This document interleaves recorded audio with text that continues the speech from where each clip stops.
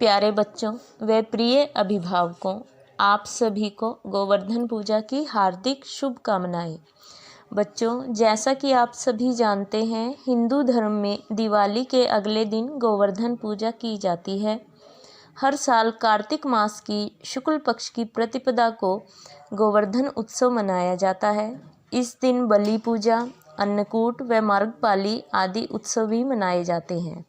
यह दिन उत्तर भारत से लेकर दक्षिण भारत तक बड़ी धूमधाम से मनाया जाता है। गोवर्धन पूजा में गोधन गाय की पूजा की जाती है। गाय के गोबर से उपले बनाकर गोवर्धन पर्वत का चित्र बनाकर गोवर्धन की पूजा की जाती है। हिंदू मान्यता के अनुसार गाय को देवी लक्ष्मी का स्वरूप माना जाता है। जिस तरह देवी लक्ष्मी हमें सुख समृद्धि प्रदान करती है, उसी तरह गौमाता हमें स्वास्थ्य रूपी धन प्रदान करती है।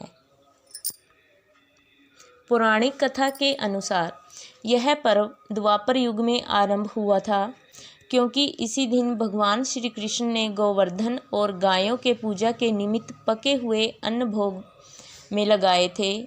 इसलिए इस दिन का नाम अन्नकूट पड़ा। कई जगह गोवर्धन पूजा को अन्नकूट के नाम से भी जाना जाता है। बच्चों, गोवर्धन पूजा का सीधा संबंध भगवान श्री कृष्ण से है। कहा जाता है कि इस त्योहार की शुरुआत द्वापर युग में हुई थी। हिंदू मान्यता के अनुसार ब्रजवासी भगवान इंद्र की पूजा करते थे। ठीक उसी दिन कृष्ण ने माता यशोदा से पूछा, हम इंद्र की पूजा क्यों करते हैं? यशोदा ने उत्तर दिया, देवराज इंद्र वर्षा के देवता हैं। उनकी कृपा से अच्छी वर्षा होती है, हमारी फसलें उगती हैं। उनका आभार प्रकट करने के लिए हम सभी उनकी पूजा करते हैं। तभी कृष्ण जी बोले कि हमें इंद्र की पूजा न करके गोवर्धन पर्वत की पूजा करनी चाहिए, क्योंकि हमारी गायें तो पर्वत पर जाकर ही घास खाती हैं। इस तरह श्री कृष्ण भगवान ने अपनी लीला रचाई और सभी ब्रजवासियों ने इंद्र की नहीं बल्कि गोवर्धन की पूजा की। इससे देवराज इंद्र नाराज हो गए और खुद को अपमानित समझने लगे। क्रुद्ध होकर देवराज इंद्र ने मूसलाधार बारिश शुरू कर दी। वे ब्रजवासियों को दंड देना चाहते थे। धीरे धीरे वर्षा ने विकराल रूप धारण कर लिया और चारों ओर पानी ही पानी हो गया। सभी ब्रजवासी बालक कृष्ण को भला बुरा कहने लगे। तब श्री कृष्ण ने अपनी बंसी को कमर से बांधा और अपनी कनिष्ठ उंगली पर संपूर्ण गोवर्धन पर्वत को उठा लिया।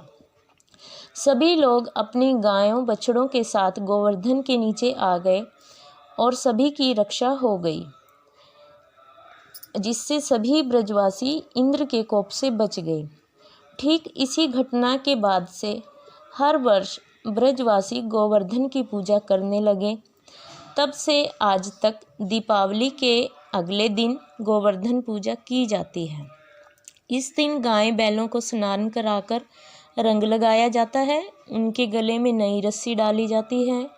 गाय बैलों को गुड़ और चावल खिलाया जाता है। इसके साथ ही बच्चों, अब मैं अपनी बातों को विराम देते हुए आप सभी को दोबारा गोवर्धन पूजा की हार्दिक शुभकामनाएं देती हूँ।